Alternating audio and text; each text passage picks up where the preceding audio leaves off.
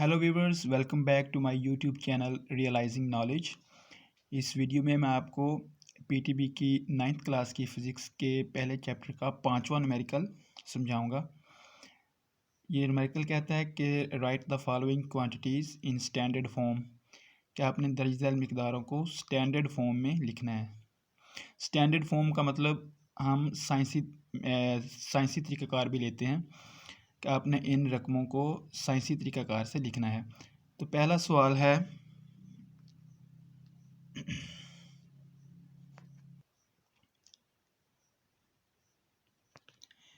6400 kilometre, इसको आपने साइंसी तरीक़ाकार से लिखना है।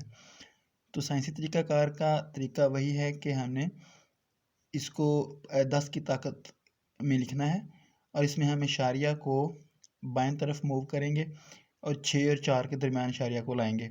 इशारिया के बारे में मैंने आपको पहले बताया हुआ है कि अगर बज़ाहिर किसी रकम में इशारिया नज़र ना आए तो इशारिया मौजूद होता है, जैसे कि 6400। इसके बिल्कुल दाएं तरफ इशारिया है जो हमें नज़र नहीं आ रहा, जो लिखा नहीं जाता, 6400 इशारिया 0 हम इसको पढ़ सकते हैं।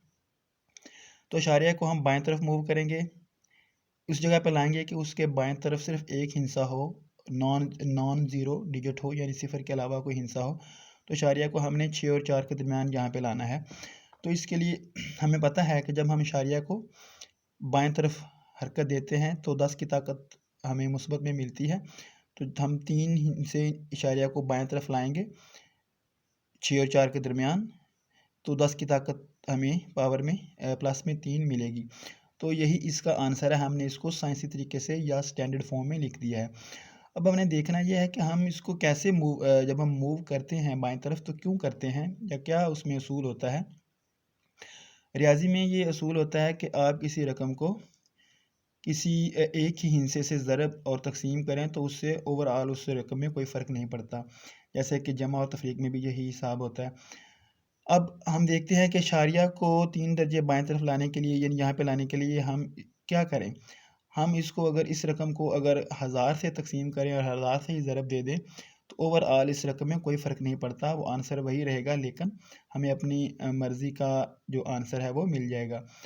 तो हमने चूँकि इशारिया यहाँ लाना है तो यहाँ इशारिया लाने के लिए हम इशारे वाली जगह को हम 1 समझ लें और उसके बाएं तरफ जितने इंच हैं उतनी ज़ीरोज़ लगे तो वो 1000 बनता है। तो अगर हम 6400 को 1000 पर तकसीम करें तो हमें 6.4 हासिल होगा।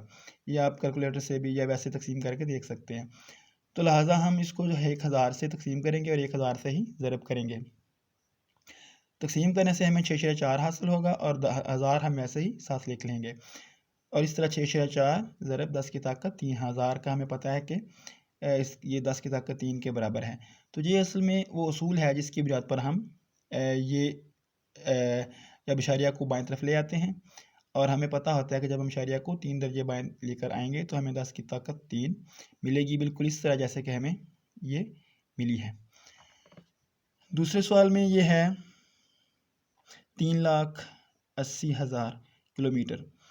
इसको भी हम शॉर्ट तरीके से भी लिख सकते हैं कि इशारिया को हम 5 दर्जे बाएं तरफ हरकत देंगे, 3 और 8 के दरमियान लाएंगे तो इससे हमें 10 की ताकत 5 प्लस में मिलेगी। और इसका भी वही मैंने मेथड लिख दिया है कि ये क्यों होता है। हम इसको 1 लाख से तकसीम करेंगे तो फिर हमें, और 1 लाख से ही हम ज़रब भी देंगे और 1 लाख को हम 10 की ताकत 5 लिख सकते हैं। तो उससे हमें ये जब हम 3,80,000 को 1 लाख पे तकसीम करेंगे तो हमें 3.8 मिलेगा और इसको हम ऐसे 10 की ताकत 5 लिख सकते हैं। तीसरे सवाल में सी जुज़ में ये है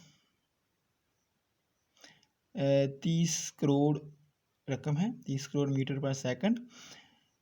इसको भी हम इशारिया को 4 हिस्से बाएं तरफ लाएंगे तो हमें 10 की ताकत 8 जितने हिस्से लाएंगे 8 हिस्से उतने 10 की ताकत प्लस में हमें मिलेगी। तो 3 ज़रब 10 की ताकत 8 मीटर पर सेकंड।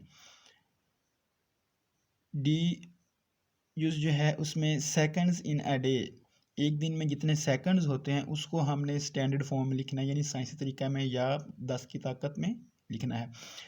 तो हम जानते हैं कि एक दिन में 24 घंटे होते हैं, हर घंटे में 60 मिनट और हर मिनट में 60 सेकंड्स होते हैं। تو اس طرح جب ہم ان کو ضرب دیں گے تو ہمارے پاس 86,400 سیکنڈز کل بنیں گے ایک دن میں. اس کو پھر ہم نے اسی طریقے سے پوائنٹ کو بائیں طرف حرکت دینی ہے، 8 اور 6 کے درمیان لانا ہے. 4 ہند سے ہم حرکت دیں گے پوائنٹ کو بائیں طرف، تو 8.64 بن جائے گا اور 10 کی طاقت 4 ہمیں مل جائے گی. تو 8.64 10 کی طاقت 4 سیکنڈز. تو عزیز طلباء یہ 5واں سوال جو ہے، 5واں نومیریکل وہ مکمل ہو جاتا ہے.